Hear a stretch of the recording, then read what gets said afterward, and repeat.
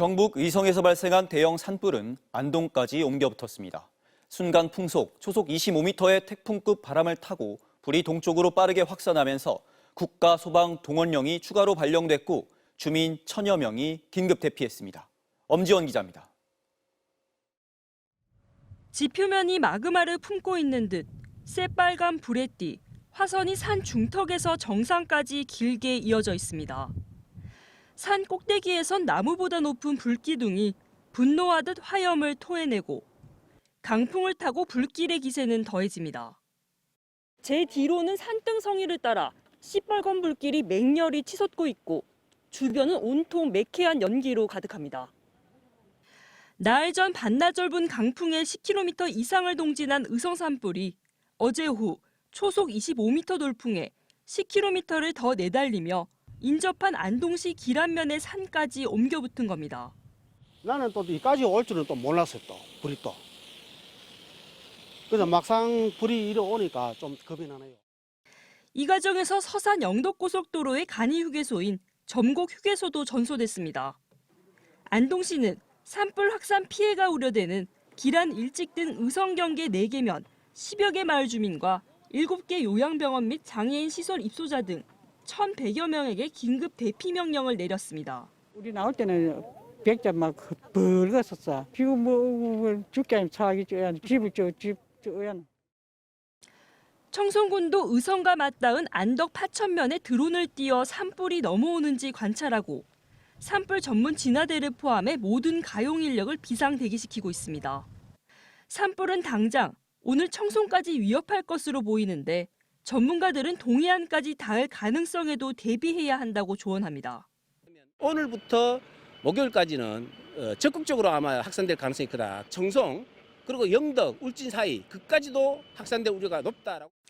의성 산불은 어제 저녁 9시 기준 진화율 60%대로 다시 내려갔습니다. 아직 불이 살아있는 화선의 길이도 66km로 크게 늘어나면서 산불 영향구역은 어제 이 시간보다 2배 가까운 8,490헥타르까지 확대된 상황입니다.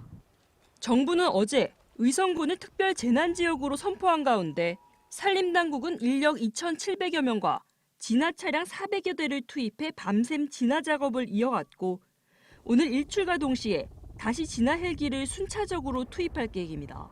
MBC 뉴스 엄지연입니다. 어제 저녁엔 서울 강동구의 한 도로에서 대형 땅꺼짐 사고가 났습니다. 이 사고로 오토바이 한 대가 추락했는데 아직 구족되지 못하고 있습니다. 사고 현장 연결하겠습니다. 정한솔 기자, 아직 피해자는 찾지 못했습니까? 네, 소방대원들은 어제 밤부터 지금까지 밤샘 구조 작업을 이어가고 있습니다.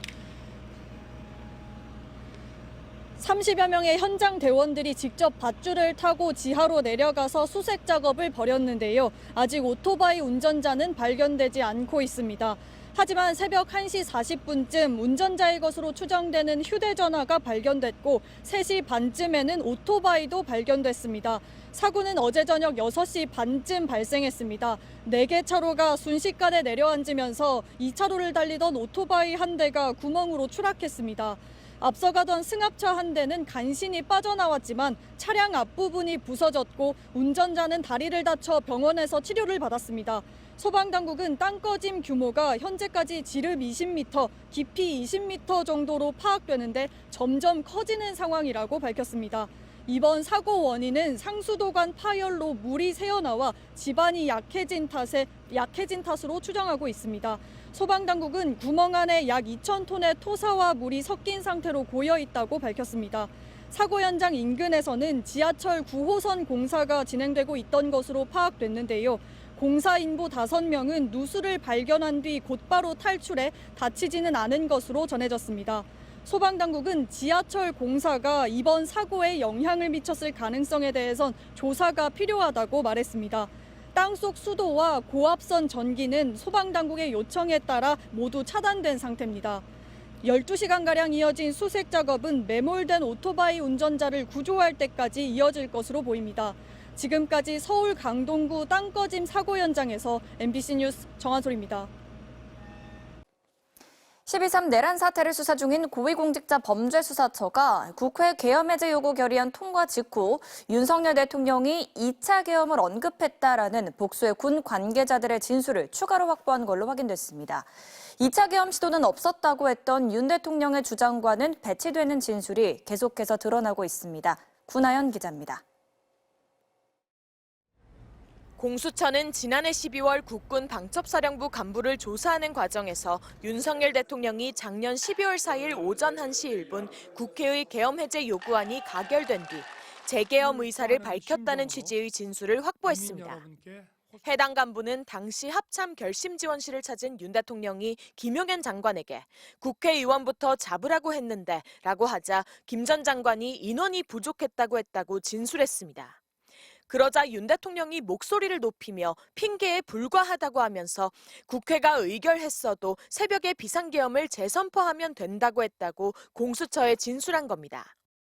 이 간부는 합참에 파견된 방첩사 요원이 박안수 당시 계엄사령관 옆에서 상황을 보며 비화폰 단체 대화망에 전파한 내용이라고 설명한 것으로 전해졌습니다. 공수처가 단체 대화방을 삭제한 이유를 캐묻자 메시지 내용이 유출될 걸 우려해 삭제했다며 대화방에서 오간 윤 대통령의 구체적 발언을 진술했다는 겁니다.